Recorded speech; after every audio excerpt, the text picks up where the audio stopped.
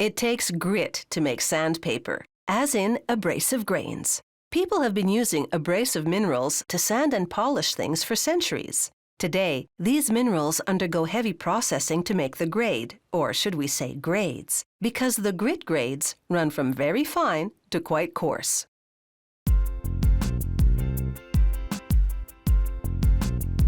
Whether you're working on metal or wood, the right grade of abrasive grit can help you polish off the job.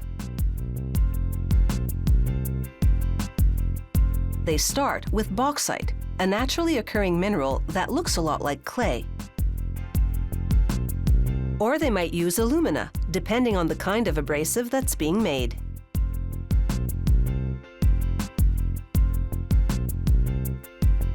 They mix it with other raw materials in an electric arc furnace.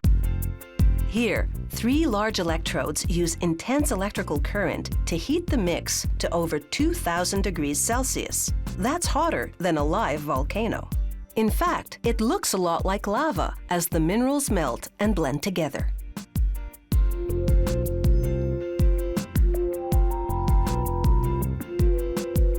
Standing well back and using a long ladle, a technician takes a sample for chemical analysis.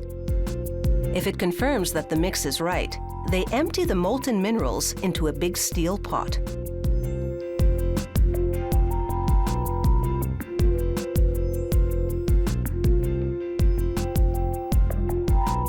The searing liquid weighs several tons, so they use a crane to transport it to a cooling area.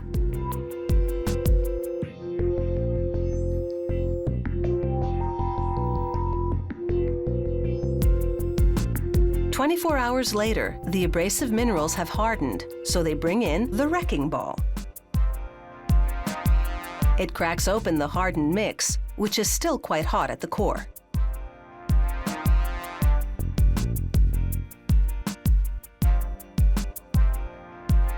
They drop the ball repeatedly to break up the hardened minerals.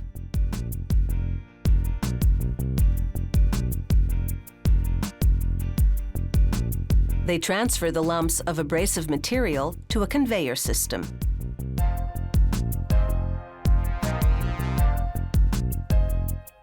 More crushers, these ones have metal plates, break them up into fist-sized chunks. A magnet picks up any excess iron. And then it's into the roll crusher. It rolls them between 2 iron cylinders to grind them to bits.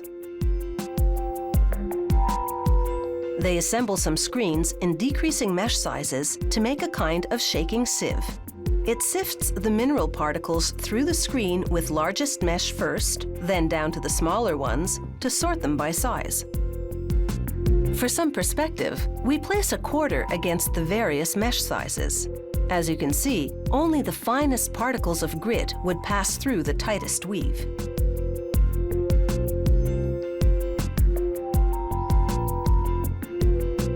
The bits of grit bounce across the screens and fall into hoppers, a different one for each size. The coarsest grains will be used for rough sanding jobs.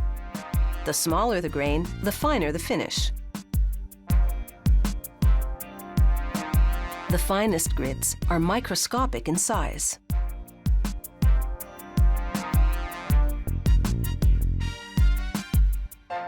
To find out how the coarse abrasives shape up, they funnel them into a cup. Then they weigh the grains. A higher weight means they're densely stacked and therefore blockish in shape with blunt edges. A lower weight means they're flat and sharp. They use a different test for the most minuscule grits. They suspend the particles in an electrolyte solution, then apply an electrical charge. This allows them to count and evaluate the grits. Now these abrasive grits are ready to be packaged and shipped out. Making them has been, well, quite a rough job. Coming up, we'll go to the sandpaper factory, where they'll get some backing. We'll have the nitty-gritty on that process next.